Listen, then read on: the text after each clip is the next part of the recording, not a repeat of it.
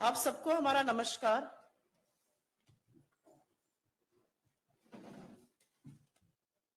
तीन दिन से ज्यादा हो गए हैं जिसको सदी का सबसे भयावह रेल हादसा कहा जा रहा है, और आज भी सरकार की तरफ से सिर्फ और सिर्फ ध्यान भटकाने का काम किया जा रहा है। लेकिन कुछ बोलने से पहले कुछ आंकड़े आपके सामने रखने जरूरी है और क्या कोशिशें चल रही हैं उसके बारे में बात करनी चाहिए। भारतीय रेल रोजाना करीब 2 करोड़ 20 लाख लोगों को अपने गंतव्य तक पहुंचाती है। मतलब ऑस्ट्रेलिया की पूरी आबादी इस देश की रेल पटरियों पर रोज होती है। पर ऐसे लोगों के सफर की सुरक्षा की चिंता करने के बजाय आज सरकार क्या कर रही है? कहानियां गढ़ रही है, साजिश रचने की थ्योरियां बता रही है, एक इंद्रजाल बनाने की कोशिश की जा रही है। 288 लोग, मतलब 300 करीब लोगों की जान चली गई है, और आज भी इस सवाल का जवाब नहीं है कि इन मौतों का जिम्मेदार कौन है। और रेल से कौन सफर करता है? रेल से इस देश का आम आदमी सफर करता है। तो जब कल हम और आप या आपके परिजन, आपका परिवार, आपके मित्र, इस देश के लोग जब रेलगाड़ी में बैठेंगे तो ये याद रखिएगा, आप ये सफर अपने रिस्क पर कर रहे हैं, क्योंकि सरकार की कोई जिम्मेदारी नहीं है। कहां नैतिकता लेकर नैतिक जिम्मेदारी का वहन करते हुए सरकार को और इनके मंत्री को इस्तीफा देना चाहिए, और कहा नई नई थ्योरी, एक इंद्रजाल रच दिया गया है, डेलिबरेट इंटरफेरेंस, मतलब जानबूझकर हस्तक्षेप किया गया, इसलिए ट्रेन डिरेल हो गई। और अब सीबीआई को जांच सौंपी जाएगी। लेकिन अगर यह दुर्भाग्यपूर्ण नहीं होता तो शायद हास्यास्पद होता कि जब अभी राहत का, बचाव का कार्य चल ही रहा था तो एक मालगाड़ी भी वहीं पर डिरेल हो जाती है। तो यह भी साजिश थी, यह भी नेहरू जी की गलती थी, यह भी कांग्रेस की सरकारों की गलती थी कि अभी राहत कार्य चल रहा है और वहां पर एक ट्रेन और डिरेल हो जाती है। जवाबदेही का जा नहीं है इस सरकार में। अब सीबीआई को जांच सौंपी गई है, और सवाल आज यह है कि क्या सीबीआई और एनआईए जैसी एजेंसीज वाकई में कुछ कर पाएंगी? क्योंकि मैं आपके सामने यह बताना चाहती हूं कि 2016 में कानपुर में एक बड़ा रेल हादसा हुआ था। इसको भी आतंकी साजिश बताया गया था। एनआईए को केस सौंपा गया, रेल मंत्रालय ने चिट्ठी लिखी होम मिनिस्ट्री को, एनआईए को केस सौंपा गया। कानपुर के रेल हादसे की बात कर रही हूं, 152 लोगों की मौत हुई थी। 2017 में कुनेरू आंध्र प्रदेश में रेल डिरेलमेंट हुआ, बड़ा हादसा हुआ, 40 लोगों की मौत हुई। तुरंत बजाय जिम्मेदारी तय करने के, जवाबदेही तय करने के, जांच एनआईए को, नेशनल इन्वेस्टिगेटिव एजेंसी को सौंप दी गई। 7 साल हो गए हादसे के, और आज एनआईए एक तय हो कि यह साजिश थी और सरकार की और सिस्टम की विफलता के कारण ये एक्सीडेंट नहीं हुए थे। 7 साल बाद भी चार्जशीट दायर नहीं हुई है। मतलब करीब करीब 200 लोगों की मौत रेलवे ट्रैक पर डिरेलमेंट से हो गई। उसका जिम्मेदार कौन है यह नहीं पता है। अपने ऊपर से ध्यान हट जाए, अपने ऊपर से ध्यान निकल जाए, कोई जवाबदेही ना हो, इसके लिए एनआईए को जांच सौंप दो। आज सीबीआई के साथ यह किया गया है। असलियत यह है कि सिस्टम की विफलता, सिग्नल सिस्टम की विफलता, इंटरलॉकिंग क्या दिक्कतें, जो ट्रैक का रखरखाव नहीं हो रहा है, उसकी दिक्कतों के चलते यह हो रहा है। लेकिन सीबीआई और एनआईए जैसी उत्कृष्ट एजेंसीज, जो एक्चुअली इंटरपोल की नोडल एजेंसीज यहां पर हैं, जिनका काम है बड़े बड़े अपराधों की तफ्तीश करना, उनको इसमें शामिल करके अपने ऊपर से ध्यान भटकाया जाता है। यह पूरी तरह से साफ है कि कमिश्नर ऑफ रेलवे सेफ्टी इसकी जांच कर सकता है, सीआरएस, उनके पास टेक्निकल एक्सपर्टीज है इसकी जांच करने के लिए। क्यों नहीं उनसे जांच कराई जा रही है? क्यों सीआरएस को सिर्फ अब 8 से 10% रेल हादसे के केसेस की जांच कराई जाती है?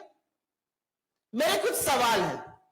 आप सीबीआई से नहीं, आप एनआईए से, किसी से भी जांच करा लीजिए, लेकिन क्या अब सीबीआई ढूंढेगी कि मरम्मत और नए ट्रैक के बजट को 2018-19 से घटाकर के बजट को घटाकर 2020 तक 7,400 करोड़ का क्यों कर दिया गया?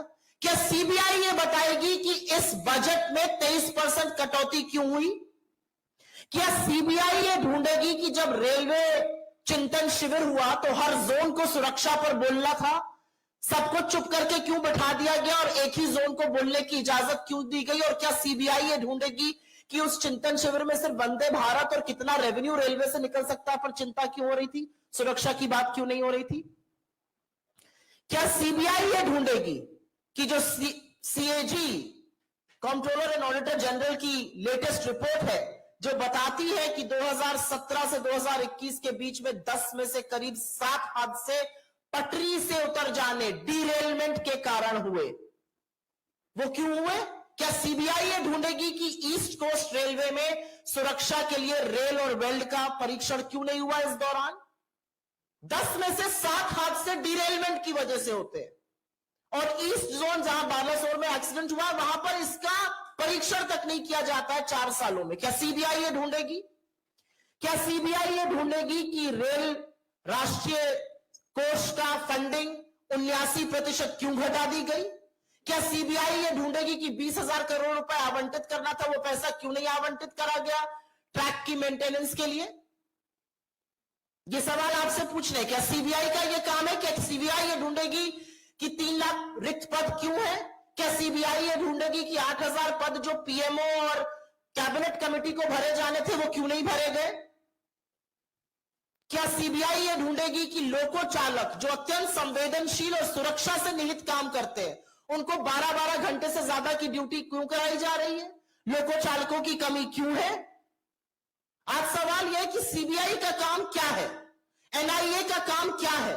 7 साल पहले आपने एनआईए को 2 जांचें दी थी, आज तक चार्जशीट नहीं दाखिल हो पाई, तो क्या उन परिजनों को पूछने का हक है कि यह सरकार की विफलताओं के कारण हुआ, दोष कहीं और क्यों मढ़ा जा रहा है? और एक बात और है, ऐसी उत्कृष्ट एजेंसीज को जब आप इस तरह की जांच देते हैं जिनमें उनकी कोई टेक्निकल एक्सपर्टीज नहीं है, तो आप कहीं ना कहीं उनके ऊपर भी एक सवालिया निशान लगवाने की कोशिश करते हैं। सबको लगता है एनआईए क्यों? एनआईए का काम है टेरर को इन्वेस्टिगेट करना।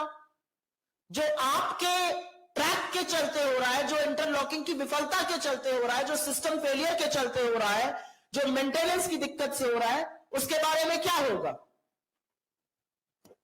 और एक बात यह सच है कि लोकतंत्र में चुनी हुई सरकार आज लगातार जवाबदेही से भाग रही है। और एक यह भी सच है, दुख के साथ कहना पड़ता है, कि जब मंत्री या प्रधानमंत्री वहां जाते हैं तो ऐसा स्वांग रचा जाता है जैसे भगवान अवतरित हो गए हो। अरे उनका काम है, चुने हुए प्रधानमंत्री है, रेल मंत्री है, अगर वो जहां पर 300 लोगों की मौत हो गई करीब करीब, उस हादसे की जगह पर नहीं जाएंगे तो क्या करेंगे? यह अलग बात है कि वहां कूलर लगा हुआ है, यह अलग बात है कि शव गाजर मूली की तरह डंपर में फेंके जा रहे हैं और उनके लिए तोसक तकिया लगाकर इंतजाम किया गया है। यह अलग बात है कि रेल मंत्री के फोन पर 7 बजे शाम दिख रहा है, हमारे मीडिया के कुछ साथी उसको 11:30 बजे उनको जमीन पर तैनात दिखा रहे। तो चुनी हुई सरकार को जब जब कटघरे में आप खड़ा करते हैं तो हमेशा ध्यान भटकाया जाता है।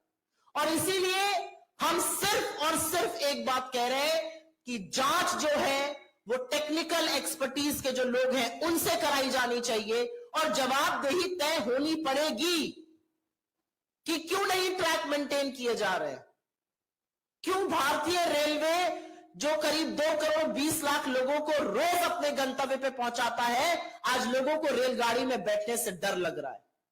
अगर इन सवालों का जवाब सरकार नहीं देगी तो क्या सीबीआई और एनआईए जैसी एजेंसीज देंगी जिनके पास ना टेक्निकल एक्सपर्टीज है? और एक ये सच है कि ये पूरी साजिश का जो माया जाल है वो सिर्फ इसलिए रचा जा रहा है कि लोगों के मन में डर भर जाए और सरकार की कोई जवाबदेही ना हो।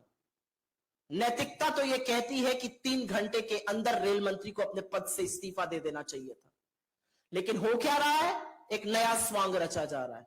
और इसीलिए कहीं ना कहीं यह प्रतीत होता है कि यहां पर भी तथ्यों से मुंह मोड़ा जा रहा है, यहां पर भी बचा जा रहा है, और यहां पर भी सरकार जवाबदेही अपनी तय करने पर, ना तय करने पर मन बना चुकी है। I will very briefly make the same statement in English. It's been over 96 hours approximately. Indian Railways carries about 2 crore 20 lakh people to their destinations every day, which is almost the population of Australia. Every single day, 2 crore 20 lakh people are on the tracks of Indian Railways. But when accidents like Balasore happen, how is it that there is no accountability, no responsibility? And instead of finding out what caused this grave accident where almost 300 people died, the government is now spinning conspiracy theories and shifting the focus away from safety to all kinds of conspiracy theories like deliberate interference. You have roped in the CBI, but you had roped in the NIA in 2016 Kanpur train accident as well. Not a single proof has been found by the NIA. The NIA has not been able to file the charge sheet in the Kanpur train accident. The NIA has also not been able to file the charge sheet in the Kuneru, Andhra Pradesh train accident where almost 40 people died. Between Kanpur and Kuneru, almost 192 people were killed in these rail accidents. The NIA was probing, but the reality is this happened due to the interlocking failure, this happened due to the signal failure, this happened due to low track maintenance. And I think the very basic question is, why should premier agencies like CBI and NIA be roped into this? Because this is not their area of expertise. Why should the CRS not probe into this accident? Why is the CRS being restricted to probe only 8 to 10% of rail accidents that happen? Will CBI find out why are 3 lakh positions vacant? Will CBI find out that why are loco drivers being made to work more than 12 hours? Will CIA find out that why has track maintenance fund been cut by 23%? Will CIA find out that why has the Rail Sanraksha Kosh funding been reduced by 79%? Will CBI find out all these things? Because these are questions that an elected government of the day needs to answer.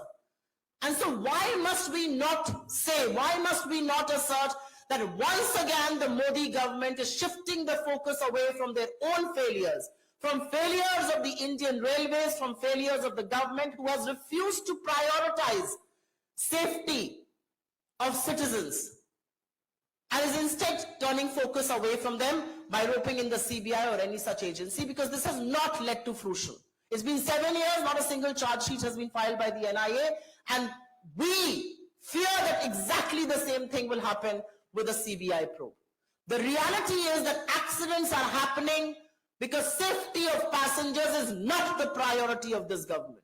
Will CBI probe why did Chintan Shivir not allow a discussion on passenger safety and kept talking about revenue instead?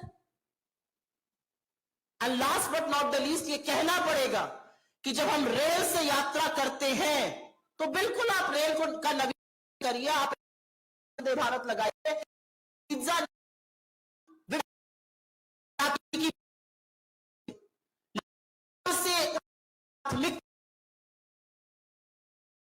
होनी चाहिए जो सरकार की प्राथमिकता नहीं है। आपको गरम गरम खाना आपकी यात्रा के दौरान मिले या आप अपने गंतव्य तक सही सलामत और सुरक्षित पहुंचे, ये एक चॉइस है। एक में आपको सुर्खियां मिलती हैं और दूसरे में इस देश के लोगों की जान सुरक्षित रहती है। प्राथमिकता क्या है सरकार की, आज उस पर सवाल है। We'll take your questions on suo motu first. जी सर।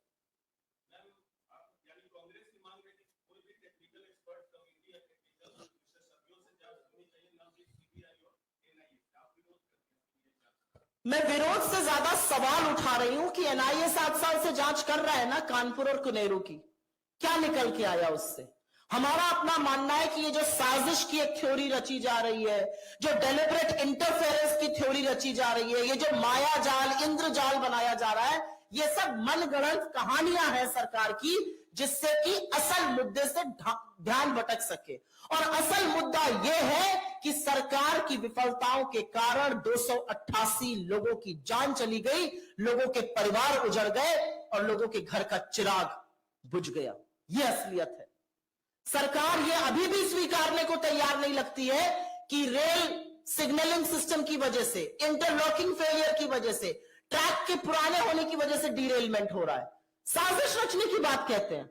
अरे साजिश थी तो उसी दौरान एक मालगाड़ी क्यों डीरेल हो गई? का वो आंदोलन करना सरकार बिल्कुल छोड़ दे।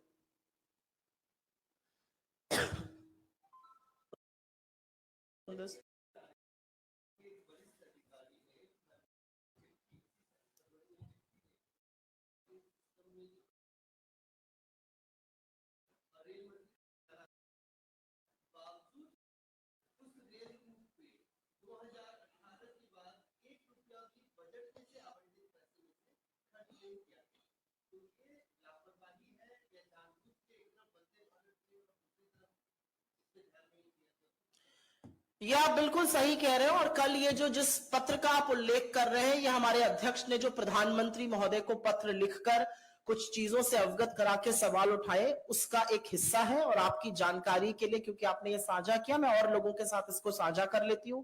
दक्षिण पश्चिम क्षेत्रीय रेलवे के प्रधान मुख्य ऑपरेटिंग मैनेजर ने 8 फरवरी, इस साल की 8 फरवरी को मैसूर में 2 ट्रेनों की भिड़ंत बच जाने का जिक्र करते हुए कहा था कि सिग्नल व्यवस्था को दुरुस्त करना चाहिए। इसकी चेतावनी दी गई थी। उस चेतावनी को नजरअंदाज क्यों किया गया? क्या यह सीबीआई का काम है पता करना कि नजरअंदाज क्यों किया गया, या यह सरकार का काम है कि इसका जवाब दे कि यह नजरअंदाज क्यों किया गया? ऐसे तमाम चीजें हैं। आप एक पत्र का उल्लेख कर रहे हैं, ऐसी तमाम चीजें हैं। पार्लियामेंट की स्टैंडिंग कमेटी ने बड़े बड़े सवाल उठाए हैं इस पर। उन्होंने खुलासा किया कि सीआरएस अब सिर्फ 8 से 10% रेल हादसों की जांच कर रहा है। क्यों भाई? क्यों सीआरएस सिर्फ 8 से 10% की जांच कर रहा है? सीआरएस को तो और जांच करनी चाहिए, जो रेलवे संरक्षण आयोग है। क्यों उनको बाहर रखा जा रहा है इस जांच से?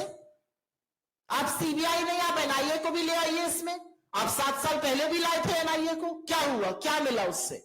तो पूछना यह जरूरी है कि सरकार अपनी जवाबदेही कब तय करेगी। कटघरे में खड़ा करो तो मौसम की बात करने लगते हैं। मौसम खराब था इसलिए ऐसा हो गया। रात का काम चल रहा है, एक मालगाड़ी डिरेल हुई जा रही है उसी रूट पर, उसी ट्रैक पर। तो मुझे ऐसा लगता है कि सरकार आज भी जवाब देने से भाग रही है। सरकार आज भी इतना बड़ा हादसा होने के बाद असलियत से मुंह मोड़कर आज भी हेडलाइन मैनेजमेंट और सुर्खियां मैनेज करने में लगी हुई है। और यही कारण है कि भारतीय रेल की वंदे भारत पहुंचाना, जब सुर्खियों की प्राथमिकता और प्रायोरिटी हो जाती है, तो कहीं ना कहीं ऐसे एक्सीडेंट होंगे। कि असलियत यह है कि इस देश का आम आदमी रेल से सफर करता है। इस देश का सबसे निम्न वर्ग रेल से सफर करता है, और अब ऐसा प्रतीत होता है कि उसकी जान की कोई कीमत नहीं है। अगर इस पे कोई और सवाल हो तो उसके बाद। जी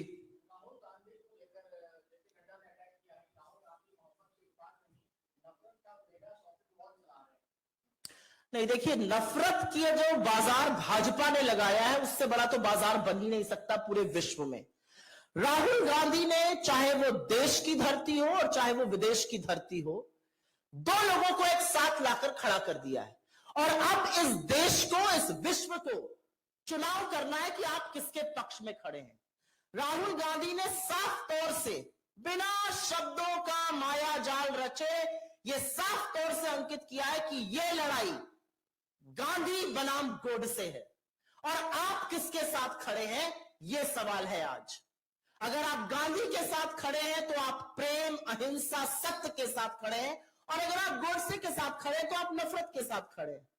मैं तो पूछना चाहती हूं, चाहे वो जेपी नड्डा जी हो, चाहे भारतीय जनता पार्टी के अन्य नेता हो, चाहे वो प्रवक्ता हो, चाहे वो मंत्री हो, चाहे उनका इकोसिस्टम हो, आप लगातार गोडसे की पैरवी क्यों करते हैं? ये क्या प्रेम है आपका गोडसे से? और असलियत राहुल गांधी जी से बेहतर कोई समझा नहीं सकता था कि आज इस देश में वो जो लड़ाई विचारधारा की है, वो विचारधारा सिर्फ और सिर्फ गांधी बनाम गुडसे की है। इसके बारे में जेपी नड्डा जिस दिन जवाब देंगे, जिस दिन जेपी नड्डा ये बताएंगे कि प्रज्ञा ठाकुर जैसे लोगों को अपने बगल में बिठाकर, जो गोडसे की उपासक है, जो गोडसे के पुजारी हैं, उन लोगों को सोशल मीडिया पर और तमाम जगह प्रधानमंत्री और होम मिनिस्टर ऐसे लोगों को फॉलो करते हैं जो गांधी की पुण्यतिथि पर गोडसे जिंदाबाद के नारे लगाते हैं।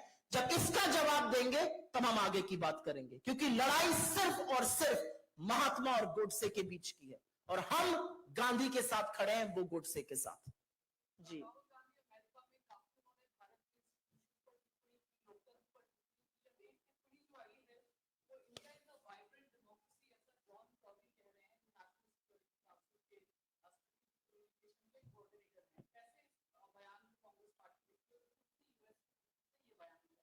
नहीं, उस यूएस की धरती से एक और बयान आया है। उस यूएस की धरती पर राहुल गांधी जी ने, या यूके की धरती पर राहुल गांधी जी ने साफ तौर से Indian democracy is a public good कहा है। उन्होंने कहा है कि भारत का जो लोकतंत्र है वो विश्व के लिए सौगात है। हमारे यहां इतने सारे लोग एक लोकतांत्रिक व्यवस्था में रहते हैं और इसलिए हमारे लोकतंत्र का मजबूत रहना जरूरी है। तो मुझे तो कोई विरोधाभास नहीं लगता। बिल्कुल हमारा लोकतंत्र की जड़ें मजबूत है, लेकिन उनको कमजोर करने की लगातार साजिश की जा रही है। उनको कमजोर करने में कोई कसर नहीं छोड़ी जा रही है। उनको कमजोर करने के लिए मीडिया को दबाया जा रहा है, उनको कमजोर करने के लिए एजेंसियों का इस्तेमाल हो रहा है, उनको कमजोर करने के लिए चाहे वो सीबीआई, इनकम टैक्स और एनफोर्समेंट डायरेक्टरेट जैसी एजेंसीज हो, उनका दुरुपयोग किया जा रहा है, उनको अपना फ्रंटल बनाया जा रहा है, विपक्ष को दबाया जाता है, विपक्ष के खिलाफ मुकदमे रचे जाते हैं, मनगढ़ंत कहानियां रची जाती हैं। जो मैंने आज प्रेस कॉन्फ्रेंस करी है, जहां पर सरकार 300 लोगों की मौत के बाद अपनी जवाबदेही से भाग रही है, वो लोकतंत्र को कमजोर करता है। क्योंकि लोकतंत्र में चुनी हुई सरकार, चाहे वो लाल बहादुर शास्त्री जी हो, चाहे वो माधवराव सिंधिया जी हो, चाहे वो नीतीश कुमार जी हो, इन लोगों ने तो जिम्मेदारी लेकर आगे की बात करी थी। Switch on the mic, it's not working. Ji, I'll come to you.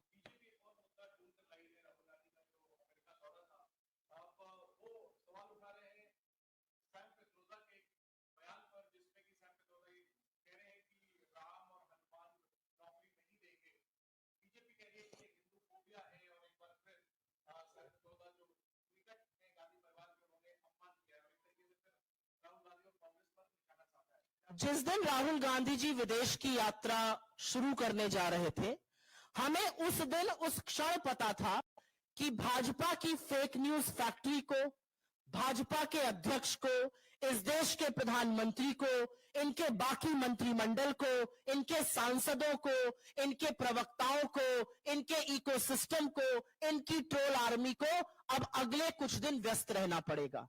America में क्योंकि राहुल गांधी जी बोल रहे थे तो नींद में खलल भी पड़ी, 3-3 बजे सुबह तक उठना पड़ा था बेचारों को, खंगालने के लिए, छानने के लिए कि किस बयान को तोड़ा जाए, किस बयान को मरोड़ा जाए। लेकिन असलियत यह है कि जब एक व्यक्ति प्यार और मोहब्बत की बात करता है तो बेचारे कुछ कर नहीं पा रहे। तो ये स्क्रिप्ट भी अब पुरानी हो चली है कि किसी के बयान का कोई हिस्सा उठा लीजिए। मैं तो रामायण से ही कोट कर देती हूँ, दैहिक दैविक भौतिक तापा, राम राज नहीं कहूं व्यापा। राम राज तो यह है कि हर व्यक्ति के पास नौकरी हो, व्यवसाय हो, गरीबी ना हो, दिक्कतें ना हो, गुर्बत ना हो, लोग इस तरह से रेल दुर्घटना में गाजर मूली की तरह मर ना जाए। यह है राम राज्य। क्या ऐसा राम राज्य स्थापित करने को तैयार है मोदी जी? 9 साल तो हो गए झुंझुना बजाते हुए, अब झोला उठाने का वक्त आ गया है। अब कभी सान पित्रोदा तो कभी ये कभी वो, ये सारे ध्यान भटकाऊ मुद्दे हैं। असलियत यह है कि इस सरकार को जवाब देना है कि 300 मौतों का ओडिशा के रेल हादसे में जिम्मेदार कौन है और क्या नैतिकता है इस सरकार की। जी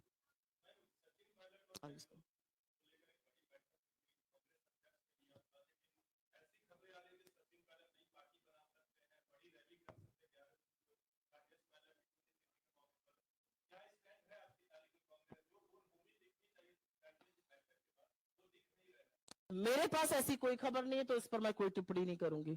जी I have no such evidence. I have no such proof. I have no such inkling. So I'm not going to talk on that.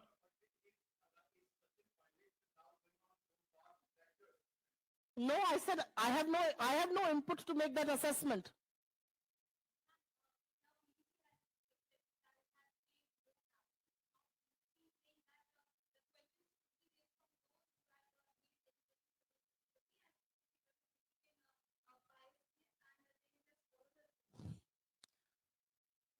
Did you crack up while asking that question? Because I cracked up when you used the words BJP does not use any bias. What was the line you used? BJP does not use any bias against people who question them. There has been a four-fold increase in ED cases against the opposition. 95% of all ED cases are against India's opposition.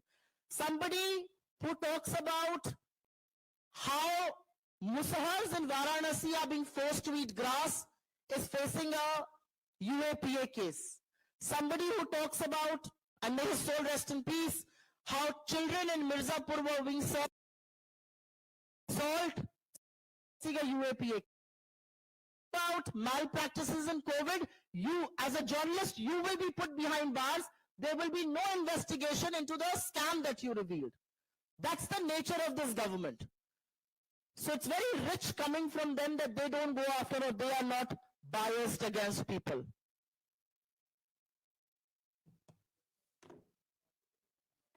And as far as being biased is concerned, the same athletes who Mr. Modi was desperately getting pictures clicked with after they won medals were being hurled abuses at. There is complete reputation assassination that's happening of the female wrestlers. All kinds of lies are being spread about them. They are being intimidated to an extent where those wrestlers have come on record to say that they are being intimidated, that their jobs will be taken away. You really think the BJP doesn't act with jaundiced eyes and a biased attitude? I have very little to say on that. धन्यवाद बहुत बहुत जी बोलिए